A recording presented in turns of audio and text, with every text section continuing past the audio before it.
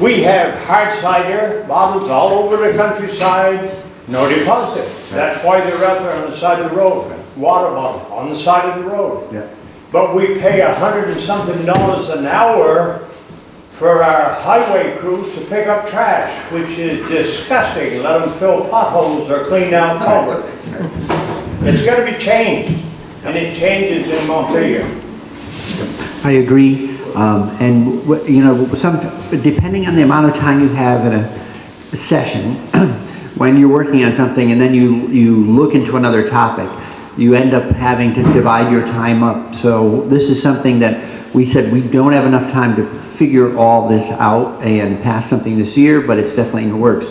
The other thing that goes hand in hand with that, we just, the House passed, and it's in the, the Senate passed, and it's in the House now, a plastic, single-use plastics bill.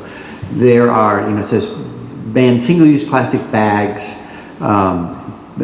ban single-use plastic straws unless they're asked for, some people need them, remove foam, polystyrene from one of the plastics. We don't need it. There's other substitutes that are less problematic as solid waste. And then fourth, to come really back to what you're talking about, it says, let's look at changing the way we use plastics in packaging. So for many different things, batteries, anything with mercury in them, light bulbs, switches, paint, we now have they call it extended producer responsibility program. So when you make that thing, you have an obligation as a manufacturer to think about where is it ultimately going to end up, and then you help participate in managing that as waste. And when people think ahead, no surprise, they do better work. And so for paint, batteries, etc., now we have much less of that trash, and it's properly handled at end of life because the manufacturers have an obligation to participate in it. So what we're saying with plastics and packaging is we're trying to, 50% of all the plastics is just packaging. You rip the thing open, it's done. We're going to ask manufacturers to have play a role in designing the reduction of that plastic to begin with, so there's less trash to deal with. It doesn't address roadside trash, but it's the same thinking. Think ahead and reduce the waste. Thank you. Other legislators want to answer? No? Okay. Step up to the mic. Step right up and ask your question. My name is Marilyn Doherty. I'm from Granville, and I'm very concerned about the scenic beauty of Vermont. And it seems to me that I'm seeing double, or I need to go to the eye doctor or something, because every time I look at a telephone pole, there's a second one right there. What's the status of these multitude of telephone poles that are just making the landscape so unattractive? Is anyone ever going to remove the second pole, the old pole? Yeah. So I know this is an issue over on the other side of the mountain, different places. When they come in and replace poles, sometimes what happens, I don't know the explanation in the poles you're talking about, but the utility, for instance, the lead utility, the power company may come in and put bigger, stronger, taller poles, etc., as part of keeping the whole electrical system sound and up to snuff. But poles carry lots of other things, right? So they can carry fiber for fiber optic telephone systems. They can carry fiber for broadband.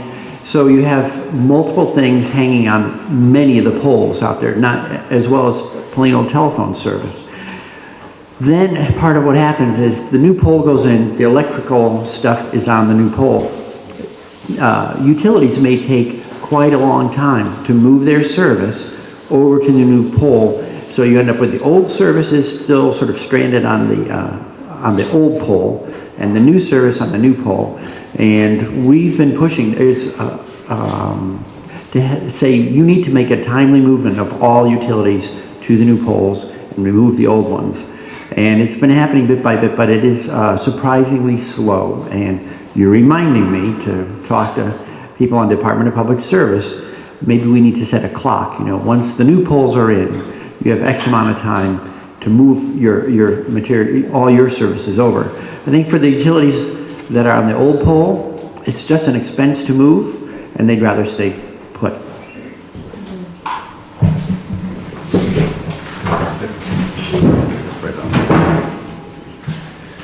Good morning. My name is John Bodine. I actually live in North Chittenden. I commute through Granville quite often on my way to Elmore. I'm a sugar maker up there. In North Chittenden, I'm a beekeeper, and I'm interested, I think, in your committee especially, the status of the H205.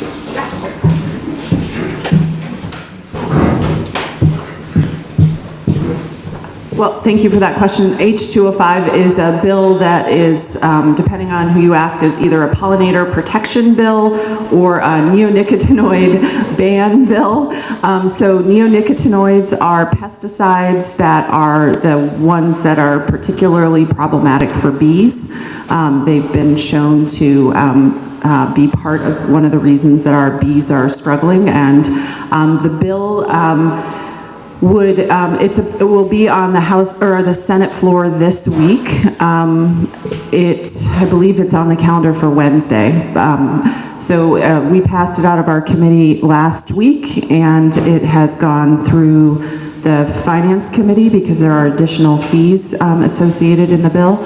So what the bill would do, there was a pollinator protection study, I believe 2 to 3 years ago, and they came up with and involved people who were beekeepers, farmers, people from the industry, the sort of pesticide industry, from a whole bunch of different backgrounds, and they came up with a bunch of recommendations, I think 18 recommendations, and 17 of them were unanimous. And so a lot of the things in this bill are what were incorporated in that study. So it would ban the sale and use of neonicotinoid pesticides by regular people, by consumers, by us, and in Vermont.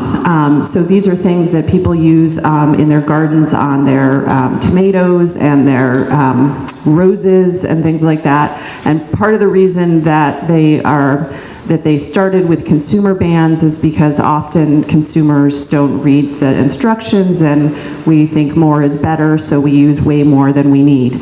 And that was determined to be one of the bigger problems. So they won't be able to be sold or bought or used in Vermont starting on July 1st, 2019, so this year, and including online sales, so you won't be able to get them from Amazon and sneak them in. Licensed applicators will still be able to use them. So farmers who use neonicotinoids for their corn or soybeans would still be able to use them if they're licensed applicators, which means that they have to be trained for how to apply and when to apply and how much. As well as operations like golf courses use them, but they have to be licensed applicators as well. So just sort of the average person can't use them. It also includes a bunch of provisions for protecting bees more broadly. It creates a education program at the Agency of Agriculture that would educate beekeepers. A lot of times the sort of hobby beekeepers don't exactly know what they're doing and could cause some problems if they don't have proper education. So trying to bring the hobby beekeepers into the fold. It sounds like you're a more professional beekeeper, and so this would try to lift the education for all beekeepers. It also sort of makes the rules for bringing bees into Vermont more strict. It shortens the period for which bees need to be inspected from other states. So it used to be within the last 10 months you had to have your bees inspected if you were bringing them into Vermont, and now we shorten that to 60 days. So there's a much shorter period where you have to have a sort of a certificate of inspection to make sure that your bees are healthy, they're not bringing diseased bees into Vermont. It also is a provision that if you bring your bees out of Vermont, you can only bring them 75 miles out and then bring them back in without having them be inspected. So there are some beekeepers who bring their bees across borders to pollinate orchards across the border they're really close to Vermont. We figured as long as they're within 75 miles, it's not a problem, but if they go beyond that, they would have to be inspected to come back in. It also makes it strict. We made the rules stricter for bees. I called it kind of bee summer camp. There are bees that come into Vermont for the summer and then go back to some other state or move on to another place. I was like, oh, they're coming to Vermont for summer camp. But we made it stricter that they had to be inspected and have a certificate of inspection if they're doing that. So we tried to sort of beef up the protection for bees while also beefing up the restrictions on the use of neonicotinoids. It also creates 2 new positions at the Agency of Agriculture, and it increases the fees on pesticide companies. So like Bayer and Monsanto, those big pesticide companies have to pay a fee for every single type of pesticide that they manufacture and sell, in pretty much every state has these fees. So we increased ours from $175 to $200, and there are about 12,000 of these pesticides in Vermont, so that raised enough money to create 2 new positions. One is a enforcement specialist who would work with the companies and the stores that sell pesticides like Obashan and Agway to make sure that they're following the rules and understand what the rules are and work with their staff so they can educate the public. And then the other is a pollinator specialist who would work with the bee inspector who is already at the Agency of Agriculture, so that during the summer they do a lot of bee inspections, and during the winter they would do their educational programs when the bees are sleeping, I think. So that's the gist, and I think that there's broad support for it. I know it's kind of come off the rails at the end of a couple of last session, but this time I think we worked really hard to make sure that there was consensus, that we stayed away from areas that were problematic, but that so that we can get the bill over the finish line this year.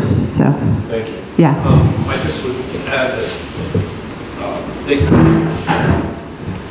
if you're increasing fees on the chemical companies, they can certainly afford more than $25 increase.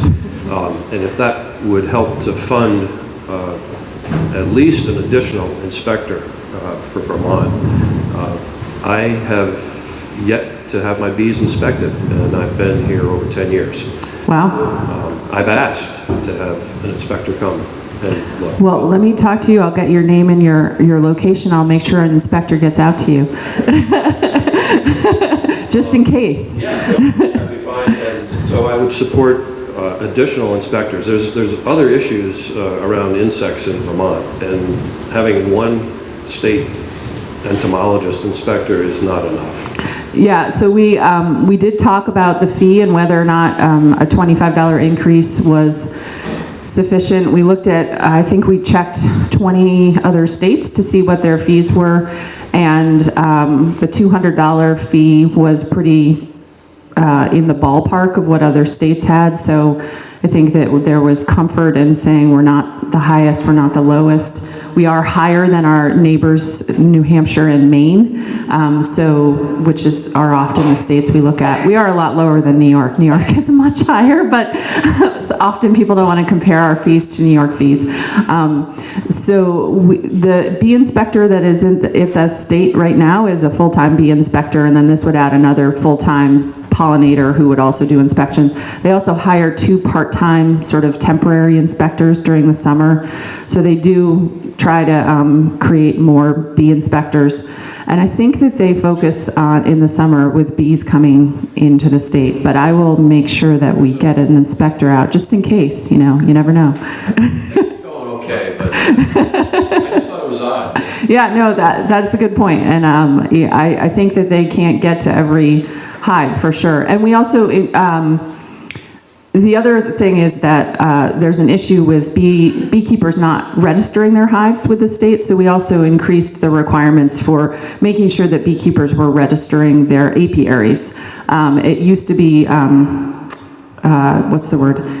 not required. They could do it if they wanted to. Voluntary, thank you. Now it is required. You have to register your apiary, so now they'll hopefully know, and I'll give the address so people will know where they are. So, thank you. Thank you. Okay, more questions? Questions, comments?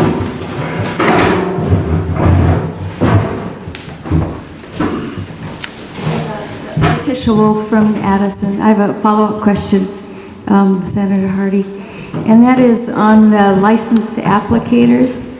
To me, that sounds like the bigger part of neonicotinoid use.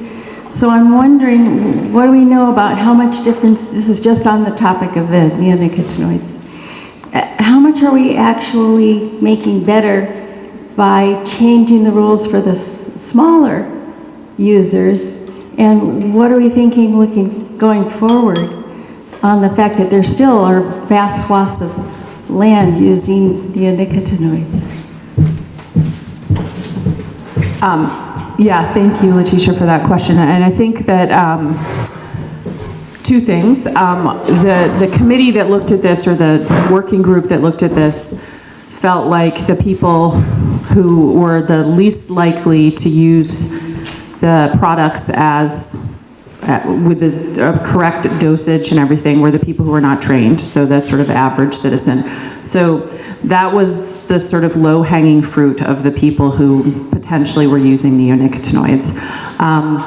One of the problems that happened with this bill the last few times that this came up was that there was a sort of push to also include farm use and then use of business use, and that killed the bill. So I think that there was a real effort this time to say, how much can we put in the bill, have consensus, and have it pass? And one of the issues for farmers who use seeds that are pre-treated with neonicotinoids, and it's really hard actually to get seeds that are not pre-treated. So they often don't have a choice, or if they can get them, in the last couple of years, the Agency of Ag has worked with seed dealers to make sure that there are some available, but farmers have to order them way in advance, the season before, and they have to prepay for them. So it costs a lot more money, and they have to order them much, much earlier than if they were buying other seeds. So right now, the system, it makes it really hard for farmers to use non-treated seeds. So we are going to put language in a different bill about seeds to get more data on the seeds that are sold in Vermont, to try to figure out, is there a way we can increase the non-treated seeds. So that's that. And basically it was, we wanted to get the bill passed. And so we wanted to make sure, people came in and testified, and nobody testified against it. And that was a huge step.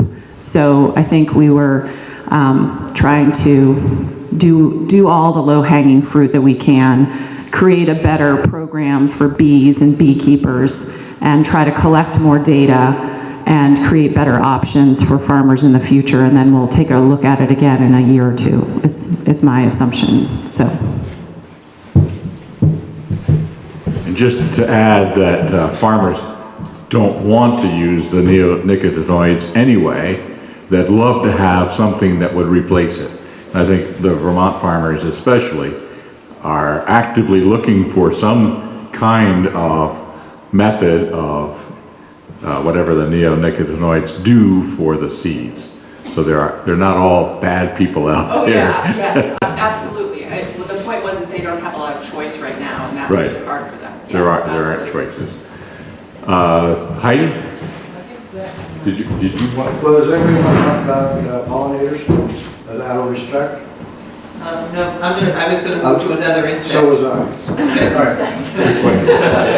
All right, I was going to ask a question to Senator Hardy, since you had garnered support with Senator Phil Baruth on S22, which became S169. and the status as to waiting period for purchase of firearms, if it applies just to handguns still, and what else has been added on to the bill.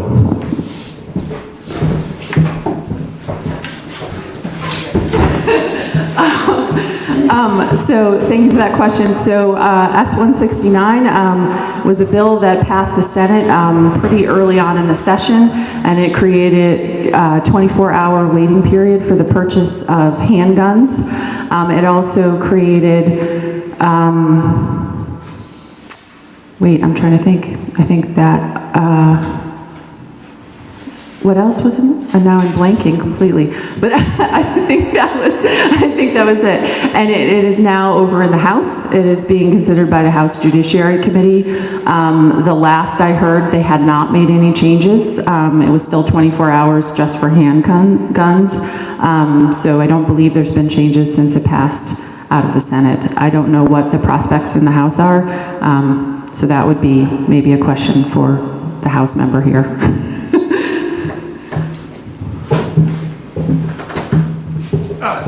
So as Ruth said, it's in the Senate or the House Judiciary Committee. I don't think there's been many changes. It continues to be debated in that committee. Testimony continues. Its prospects for this year, I don't know. I'm not on that committee. I'm not very involved in it. But just to say that, this is the first year of a 2-year biennium, so that if it doesn't cross the finish line this year, there is always next year. But its status as to if it's going to make it out of the committee or when, I'm sorry, I can't answer. And by way of quick explanation, so why handguns, or why a waiting period at all? I think the thrust of the bill was related to preventing gun use and suicide. 89% of gun deaths in Vermont are suicide, so it is the major way that someone ends up killing themselves. When someone attempts to take their own life using something other than a handgun, the failure rate is far higher, and many of those people go on to recover from the depression that was putting them in that bad state. So the idea is, if there's a delay of just 24 hours, the impulse to kill oneself and go out and buy a gun in order to do that may pass, and so that's the focus of the bill. Okay. Heidi. I'm Heidi Willis. I live in Salisbury, and I want to change the subject back to another insect. If you know anything about Salisbury, you won't be surprised if that insect is mosquitoes. So we've been having a lively discussion in Salisbury around managing mosquitoes. And there's great concern in the town of Salisbury. Currently, the BSLG, which is our mosquito district, uses both adulticide and larvicide. And currently, they're required to notify landowners, though they don't always do that, if they are going to be applying adulticides. Adulticides are much more harmful to other insects and other aquatic life, air life, as well as humans. So, and Peter, my conversation earlier, so currently my understanding is in the House and Senate in the general housekeeping ag bills that there has been some language inserted that would relieve applicators, in this case the BSLG, from the responsibility of notifying people if they intended to apply adulticide. We've been having BSLG is not interested in changing a whole lot in terms of their application practice from the perspective of a number of people in Salisbury. So I'd like folks to know that there's great concern about this, and and to ask about the opportunity to testify on both sides in terms of this notice of intent. This would essentially mean that BSLG could apply adulticide whenever they wanted to, and they wouldn't have to notify people. and people have lost beehives because they've been sprayed and drenched with adulticide. So anyway, that's my question. Thanks, Heidi. So this came up in the Agriculture Committee last, excuse me, I believe it was Thursday or Friday, so it was really recent, and it was a member who asked that language be included in the sort of package bill that we're doing. So I haven't seen the proposed language. It hasn't been drafted, or it's probably been drafted now over the weekend, so I'll get to see it tomorrow. I don't know who was in the room, but whoever was in the room really put the word out to, because I've been barraged with emails and phone calls this weekend from people who are concerned in Salisbury, Leicester, Brandon, and nobody from Goshen yet, so wait for the G and the BSLG. Yeah, so this is, as Heidi said, this is a concern for people. There were sort of mosquito wars happening in that part of the county, and I don't know what the language says. There was some language that was in the House version of the bill that was removed, so when it came over to the Senate, that language was not in the bill, and so there is member of the Senate who's trying to reinsert that language. And I don't know if it'll be the same or different, so I can't speak to the specifics of it. I am meeting with a group of people from Salisbury and Leicester later today to hear their concerns about it. And that's all I can say at this point. It's late in the session. I want to make sure that whatever is inserted into the bill, we get, good information about and understand, and I'll do my best to make sure that we, don't cause more problems. Yeah. Thank you.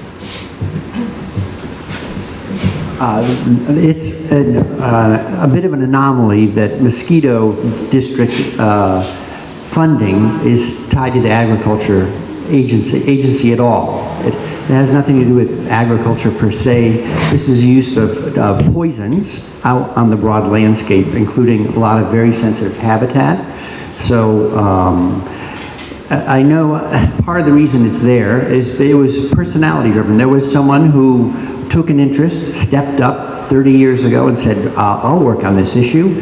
And it landed in, he was an agency of agriculture. They deal with the herbicides, pesticides, etc. In law, they're referred to as economic poisons, which is a bit of a red flag. I mean, it reminds us that they are all poisons. They can be used well and responsibly to control certain insects, but Agency of Agriculture's focus is farm-related production, and this is used far more broadly. So I think we need to re-examine how these things are permitted and be more cautious about their use. We're ready for some more questions. Yes. Hi there. Sean Doherty, Granville. This gentleman over here brought up 169, a bill proposed for a waiting period. I'm sort of confused that it was mentioned to save a life for suicide. Do you next lead to like going to buy alcohol to have a check, a breathalyzer before you buy beer or wine? Because I'm sure alcohol deaths are a lot higher than suicide by a firearm. And then second, the Senate and the House is going to pass laws so you can smoke marijuana, which there's a drug problem already in the state, and you're just making it worse, my opinion, by allowing marijuana. And then saliva testing, you're going to have stops for everyone on the roads for saliva testing, and the ACLU's against it, I believe. That's some of my concerns. Okay, well, I share some of those concerns. On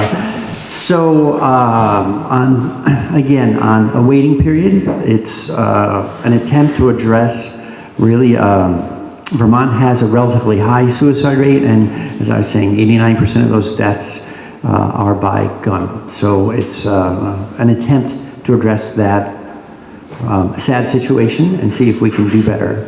On marijuana, we had the RAND report. So the RAND Institute conducted a very thorough report of marijuana's use in the state of Vermont, and it estimated, and it was, I think since then people have said it was probably a conservative estimate, that there are 80,000 Vermonters who are regular users of marijuana, a very sizable population.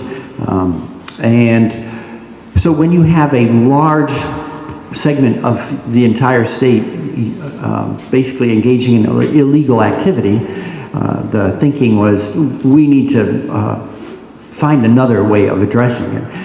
Making it illegal wasn't preventing use, and it provides no revenues to the state to do anything around it. So if you think of it more like health exposure in terms of something like tobacco or alcohol, one of the things we end up doing with the revenues rate, so we regulate, that helps us control access by age, so that you're older and more capable, theoretically, of making a good choice for yourself. Two, the revenues that come in let us do public health outreach. We have many programs that help people, try to get people off smoking or prevent them from taking up smoking. Third part of the reason to regulate marijuana is to have the revenues to do, again, that same kind of education, that there's a health risk if you decide to smoke. And secondly, to do on the road enforcement around impaired driving, impaired by any substance, whether it's alcohol, pills, marijuana, etc. Because there are many things that they cannot test, unlike the breathalyzer. Well, I'll remind us all that we had impaired driving by alcohol before we ever had breathalyzers. There's field sobriety checks, and they still use those. And they're a valuable test in terms of your coordination, awareness, etc., suitability to be behind the wheel at that moment. The same kind of tests have been revised, updated, etc., and to address more drugs. And the state police has roughly, I think, 50 drug recognition experts, so they can check for impairment regardless of the reason, and people can get tickets even though they don't have a definitive test for driving under the influence of marijuana. The saliva test, I think, is a poor test. It only reveals that someone has ingested marijuana in the previous 30 days. It doesn't say anything about the level in their system currently. So it's not an indicator of impairment. It's an indicator of past use, probably, for the most part. It's also invasive to have police requiring swabs, taking material from citizens when stopped. So I think I know amongst many of my colleagues there are strong feelings that this is not the right solution to dealing with the marijuana and impairment question.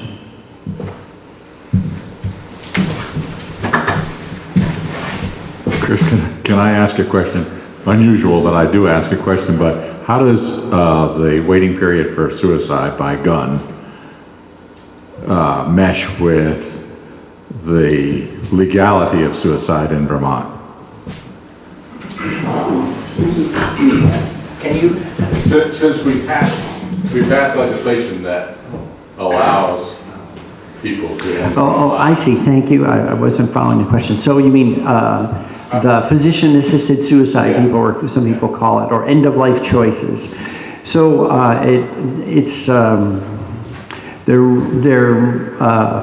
there's death involved in both, but they are they're very far apart in terms of, suicide comes at a moment where you might say your thinking is impaired, you're unable to make good choices about your life, you're probably, desperate, right? So that's very distinct from the end-of-life choices where you have to be diagnosed with a terminal illness, you have to have been evaluated by your physician, psychologist or psychiatrist. There's a formal process for evaluation that someone has to have a terminal disease and be judged to be in a period at the end of that terminal disease, and before they are allowed to have those medications that, if taken, lead to their own death. Thank you. The waiting period for both. This one. Yeah, I think they're very different. But the suicide, people who take their life with a gun do it generally very, they do it on the spur of the moment. They go, they get a gun, and they kill themselves within a number of hours. And most of the people who attempt to commit suicide with a gun are successful. It's very easy to kill yourself with a gun. So they're mostly successful. All other kinds of suicide are mostly not successful, and people are able to then get help and live their lives out. So it's a very different kind of means by which someone would try. So in states that do have a waiting period for purchase of gun, there are statistics that show that it is successful at reducing the number of suicides.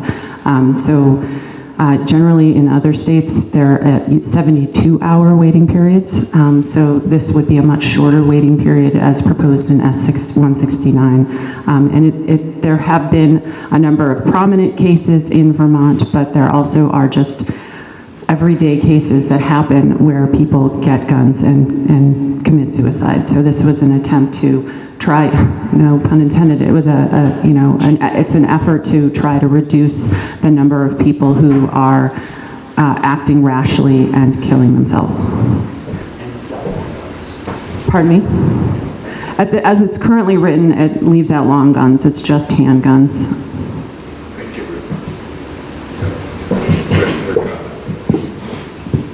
Well, it'd be a question to Chris. First of all, you said 89% of the deaths by suicide are with handguns, which isn't true. There's been 4 suicides by handguns in the last 5 years. A handgun is an incredibly efficient tool at killing somebody. Handguns are designed to kill. So people who are trying to commit suicide want to reach out and get help. So if they do it by taking a lot of their mom or dad's pills and throwing up, they've made their point that they need help.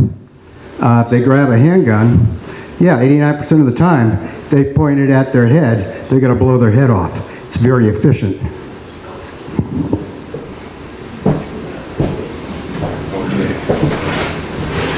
More questions or comments? Yes. Good morning, everyone. Mike Aramo here from Granville. So my concerns are with property tax and the stability of our state and the viability of us going forward. Since Governor Dean enacted the Act 60 with level education, which I think was a wise bill, our property taxes have doubled and tripled and just keep going. And what I've heard is that this is all about funding retirement funds and refunding healthcare. And I guess my question is, it's been jumping so much. Are we at a point where we've funded this, where these retirements are satisfied, and the healthcare, and is this money vested? So, like all of us, if we want to get to retirement, we have to put a certain portion, and we wait a number of years, and hopefully that money's there. So how is our tax dollar being managed so we are getting the best equity for our teachers and also to stabilize the continual bleed of our state? Now, the governor's last inaugural speech, he talked about the amount of children that are leaving the schools. Well, that's the families are leaving. And so it's really about the ability to stay here and live here and under this constant level of increase. So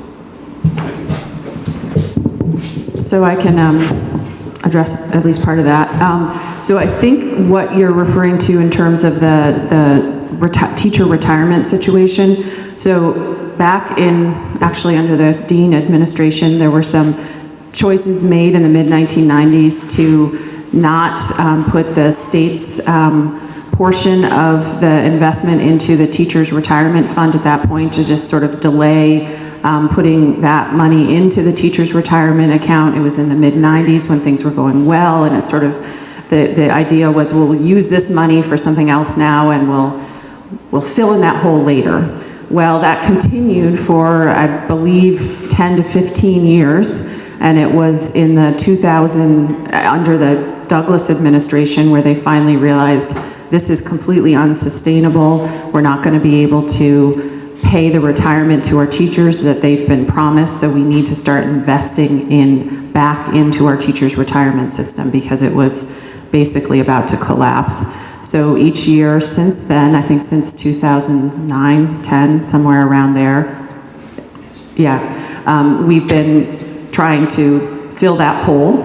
Last year, this was a big issue at the end of the year with the budget and the sort of face-off between the administration and the legislature.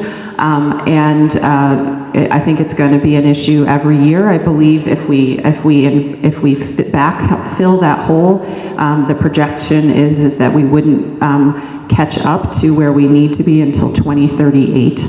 But this is not property tax money that we're using to put into that. This is mostly general fund money that is part of, often it's one-time money. If we have an extra revenue that was unbudgeted, unanticipated, then we'll put that one-time money into the teacher's retirement fund to shore it up. But we're going to have to continue to be doing that for the next 20 years before before that fund is where it should have been because of all those years of not investing in that fund. So that's part of the teacher retirement conversation that you're hearing.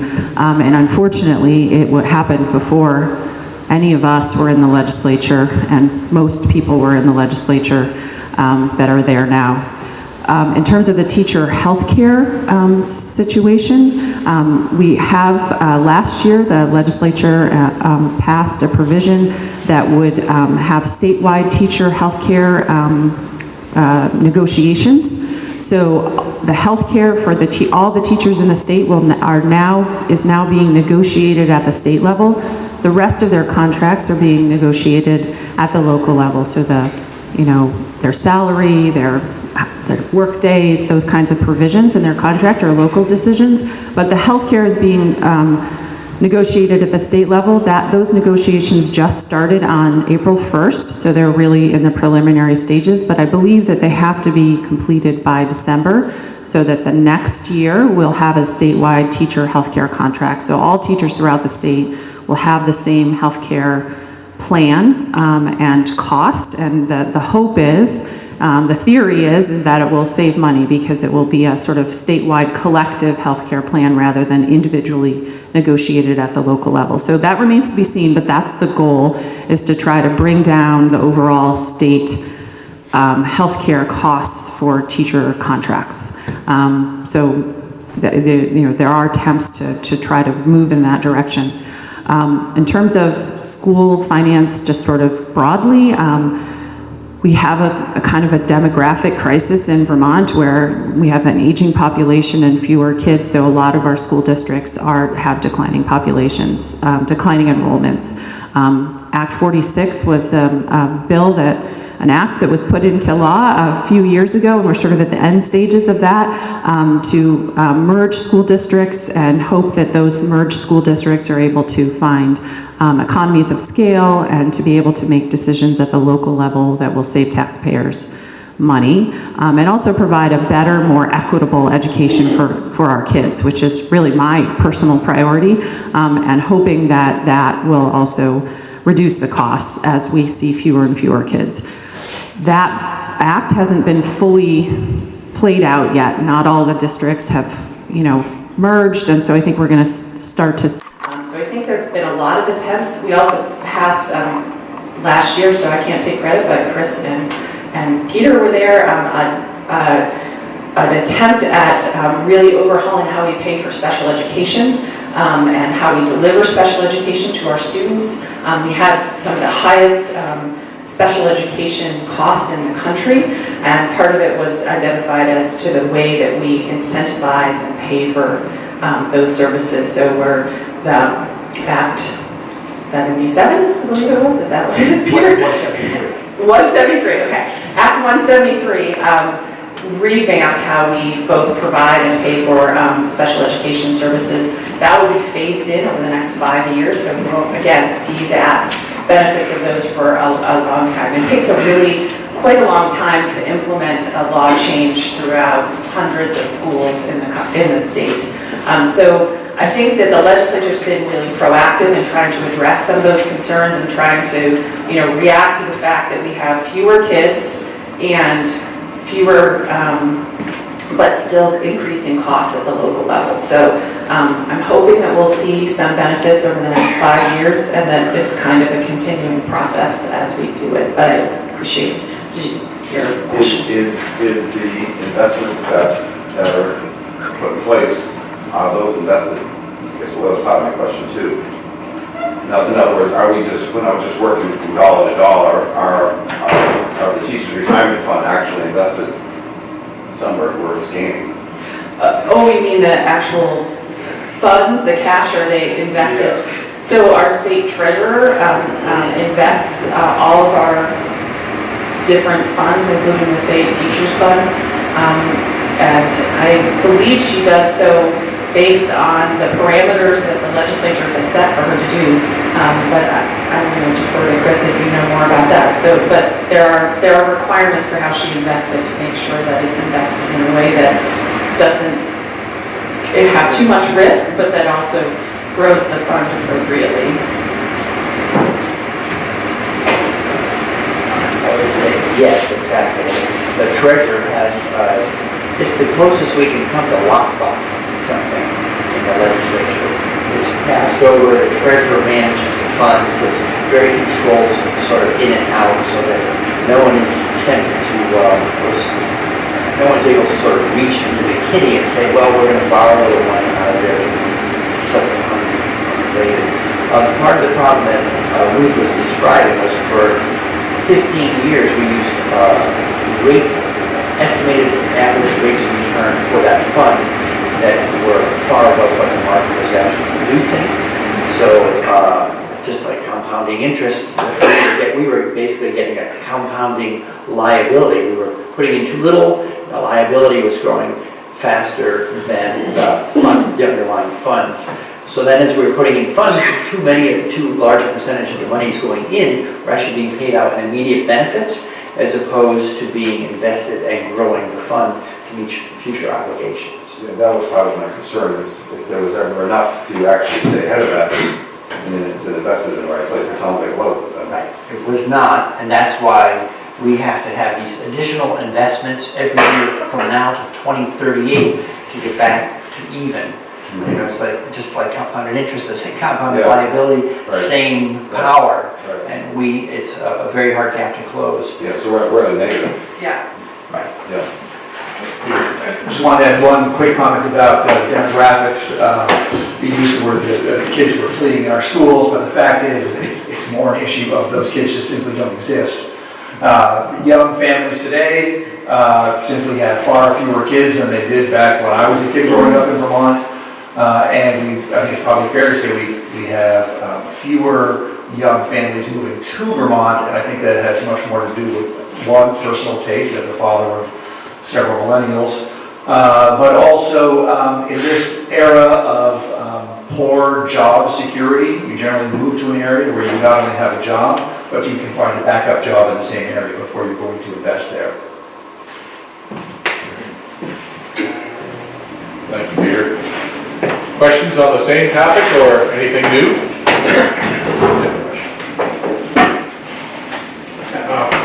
Mark Carter of the Addison County Chamber. Just had a quick question to follow up on this, the health insurance for teachers. Are the teachers' health going to be put into the Vermont Health Connect pool? And if the answer is no, I'm wondering why small businesses are being forced into it by the ending of the Association Healthcare plan. Because it makes sense to grow that pool as opposed to pull it from it.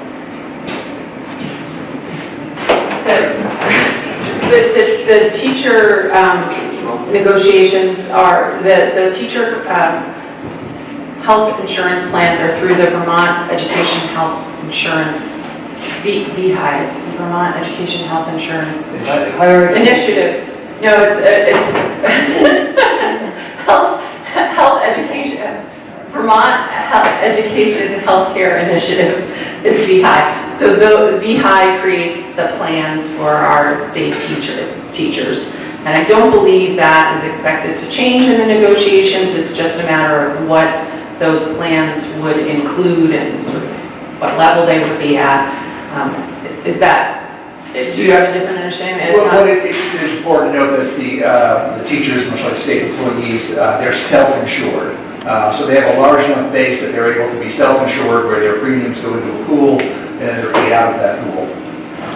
Which is a little different than the association plans that you're referring to. This is an issue of kind of a federal-state conflict over the use of, plans you could buy through the Chamber of Commerce if you're a member. And they operate outside of Vermont Health Connect.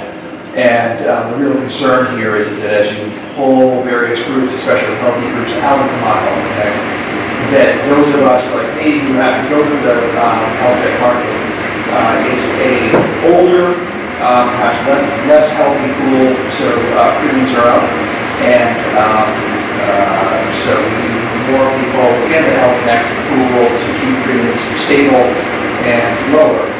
I think ultimately, many of us would have the goal that both the state employees and the State Teachers Association, which is really a huge pool of people buying health care, would be part of what we call the Affordable Care Organization. And this is largely right now limited to folks with Medicaid, but this is the system in which healthcare providers are paid an annual, annual amount per person who was part of the Affordable Care Organization, rather than a fee-for-service model.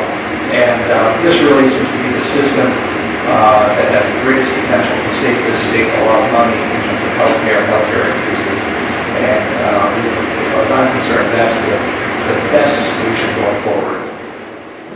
It's an accountable care organization, yeah. It's hard to keep all of these like alphabet soup of organizations straight. Okay, continue. I'd love to ask a few questions on that basis too, but I'll get to my legislators later. It's on the same topic. Okay, go. Not specifically. Come on in. All right.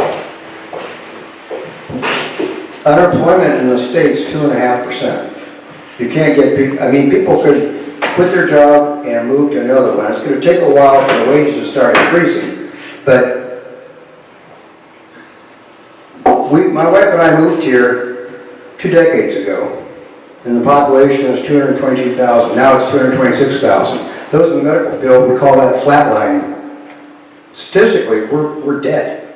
And unless we start bringing people in with families, 80% of our property taxes goes to schools, and there's no kids there anymore.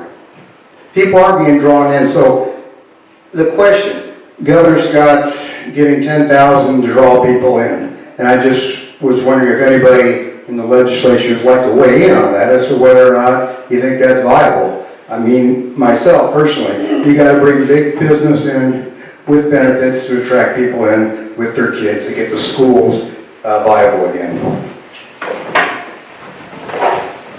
Just on the $10,000 promotional that was passed a year or so ago, this was a lure to get people, generally remote workers, to move to Vermont with their families. I thought it was an absolutely silly idea at the time. The fact is it actually didn't cost very much because it was a limited amount of who would be allowed to come in. It only reimbursed their moving fees. What we gained in publicity about Vermont probably ended up making it a heck of a deal. The concept itself, I certainly have a lot of trouble with it, but as a positive publicity stunt for the state, it was cost effective. And there is a bill that passed the Senate and it's now in the House Economic or General Affairs Committee, I believe, that sort of updates that idea. I agree with Peter. I thought it was a silly idea. I wasn't in the legislature, but I was very skeptical of it. And But it has, I don't think it's drawn, I think the last I heard was 19 people, and they got an average of $3,500 in reimbursements. So it's really been a small number of people, but it's created a lot of buzz about Vermont, mostly positive, some kind of, oh my gosh, Vermont has to pay people to come here, but most of it's been positive. And the fact is the demographic problem is not just Vermont's demographic problem. There are a lot of states in the country that are also having severe demographic problems, mostly in the northern part of the country. So we are competing for people coming to our state, and other states are doing the same. And Vermont has a very, very tiny paycheck, checkbook to be able to, pay for incentives for people to come to Vermont. The bill, I don't remember the number of it, but that passed the Senate and is now under consideration in the House committee, would update this program and specifically name some priority fields. For example, nursing is one of them, manufacturing, some fields where there are priorities for trying to create get new workers in. And it also would specify the types of things that could be reimbursed. One of the things that was found is that a big barrier for younger people coming to rural areas is actually student loans. So they have a lot of student loan debt. So this program would allow people to come here and have up to $7,500 of their student loans reimbursed. If they come to rural areas, so it has to be outside of Chittenden County. In Chittenden County, the maximum is $5,000. Here in Granville, it could be $7,500. So there was some attempt to say, the rural areas of our state are having a harder time, and to prioritize things like tuition, school debt repayments. That's one of the reasons I ultimately did vote for it, even though I'm still skeptical a little bit, is that student debt is such a huge problem for people. Yeah, and I can't remember what the rest of your question was, but. A follow-on around getting a large employer here.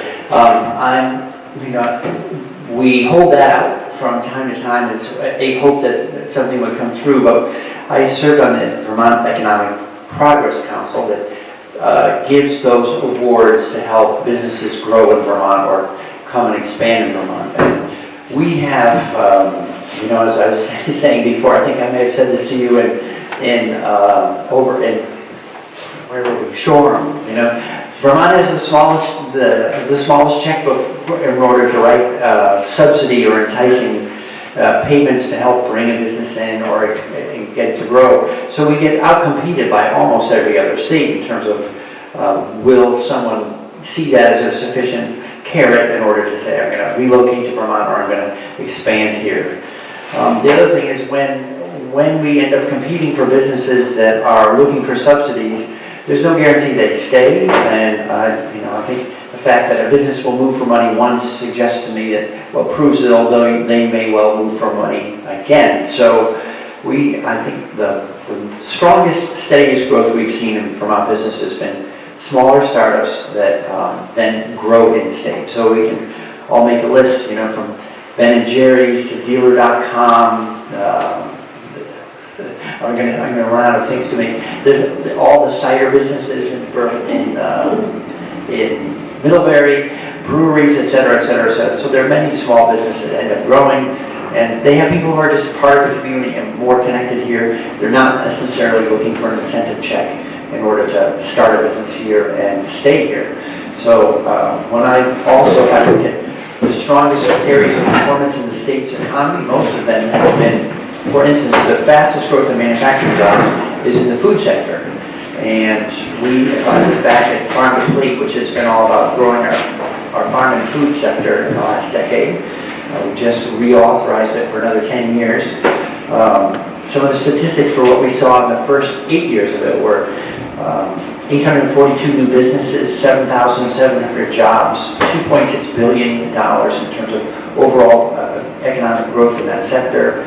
Over $200 million more in in-state spending.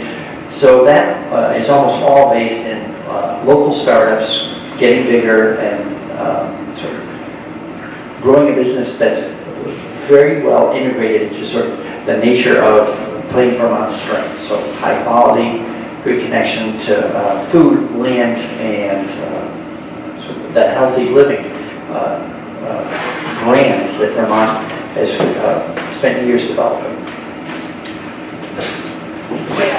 Sorry, Andrew, I just want to add two things to that.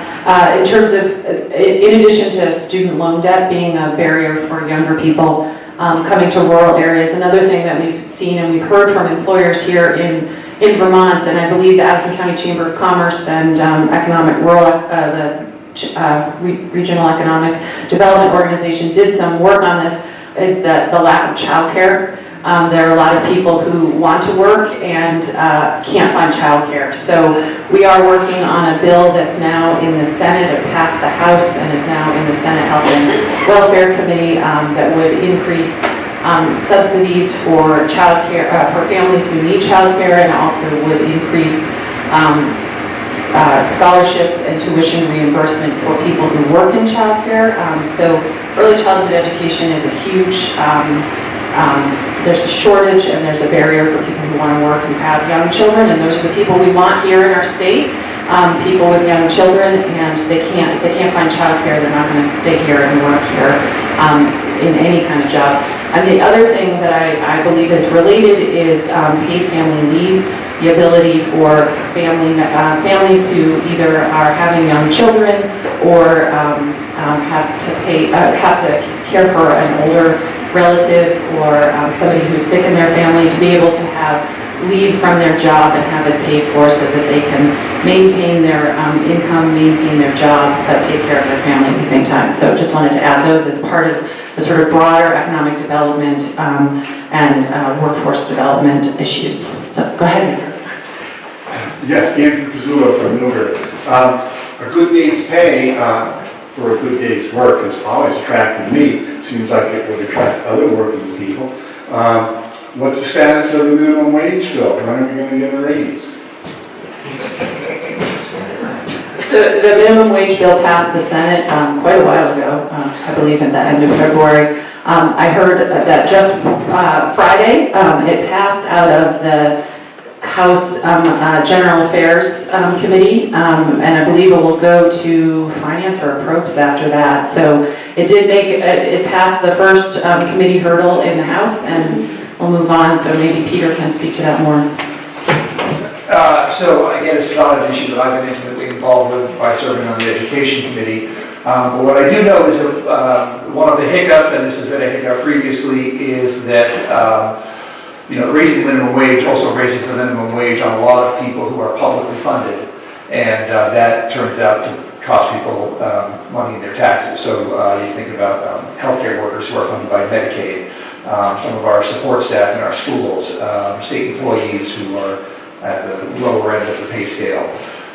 So a lot of the time has been spent looking at the implications of that on taxes and costs. I think there's also been kind of a thorough debate on is the minimum wage an effective way to bring up sort of or improve the cost of living for people versus housing costs, student loan repayment, paid family leave, a lot of these other issues. One of the other thoughts is that because we have such a low unemployment rate, is the market already doing the work for us? But I think it continues to make its way through. I think that it'll probably get to the floor within a week or so to be voted on. But again, the hiccups are really the impact on government costs due to raising the wage. Time for one more question before we close. Yes. Have the last word. Hi, I have some friends who were on the universal health care that came out of the Obama administration.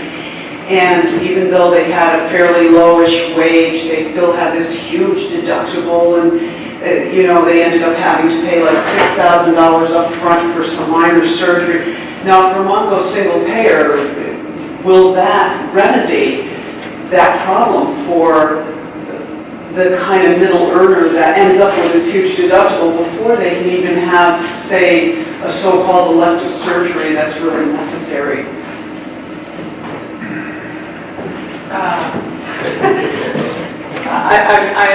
So the proposal to go to single-payer healthcare was a proposal that was on the table a few years ago and is not on the table at this point. It was the previous governor's proposal, and the legislature worked really hard to try to move us toward a single-payer healthcare system, and it didn't happen. It didn't pass. So right now, what we have is, as Representative Conlon mentioned, we have an accountable care system, that an organization that many people in the state their health insurance and their health care providers are part of that system. There are also private providers and hospital providers, so we don't have a single-payer, universal healthcare system at this point.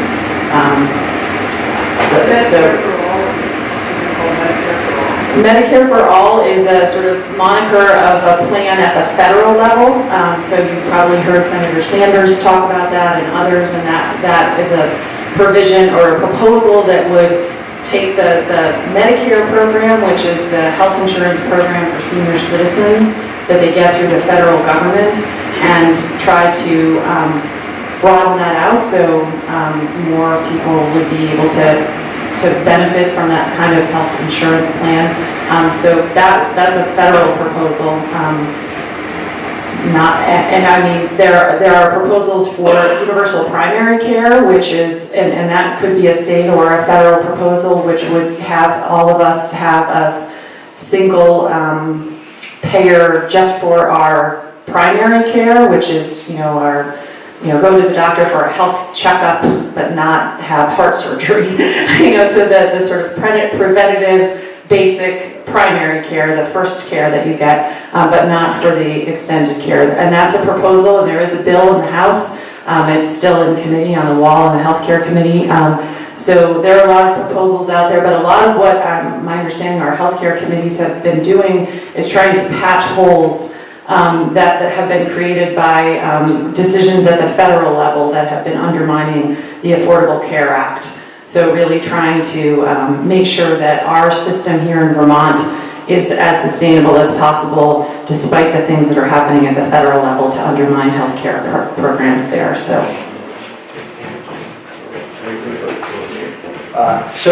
Ruth alluded to it, universal primary care. There's a bill in the House, had roughly 50 sponsors. I hope that next session, the second half of the biennium, we'll look into it seriously. It's only 6% of our total budget, but what we're seeing on many people's health care, they have such large deductibles, co-pays, et cetera, it makes them very reluctant to go get care, period. So we're shifting back towards, we may have very high levels. I think Vermont is 96% of Vermonters have coverage. But what kind of coverage? And we're shifting more and more people back to sort of catastrophe medical coverage rather than true health care coverage that helps you stay healthy and helps you get the care you need in a timely manner. So we know that a visit to the emergency room, which is where people who are under stress and strain end up going when they delay getting the primary care they need in time.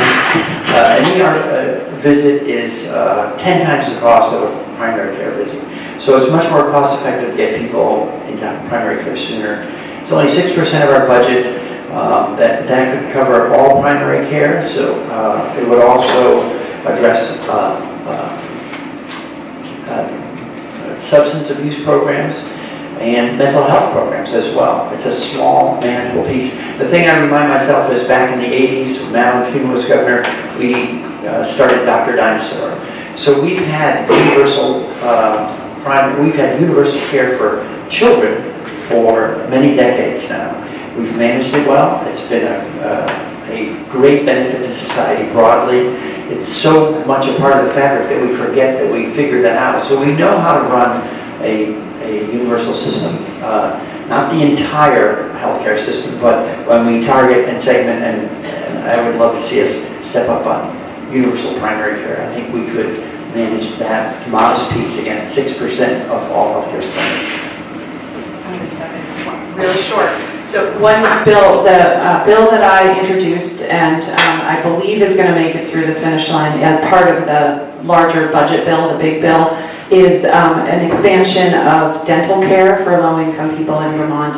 And it would increase the level that people who are on Medicaid or Medicare and Medicaid and get their dental care through those programs can spend on dental care. It also would provide preventative care, so the teeth cleanings and the basic x-rays for free, so they could go and actually get their teeth cleaned.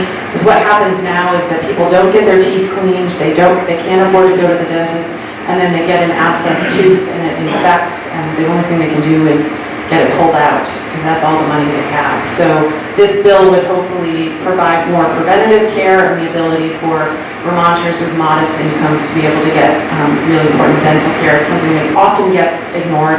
It would be the largest expansion in dental care in 30 years if it passes, and I'm hopeful it will be part of the budget bill, so that's at least a small piece. Well, thank you for coming out tonight. We've come to the end of our legislative breakfast this morning and the end of the regular Monday sessions. I believe we're going to meet for the next time in June. It'll be June 3rd at the Grange Hall in Bridport.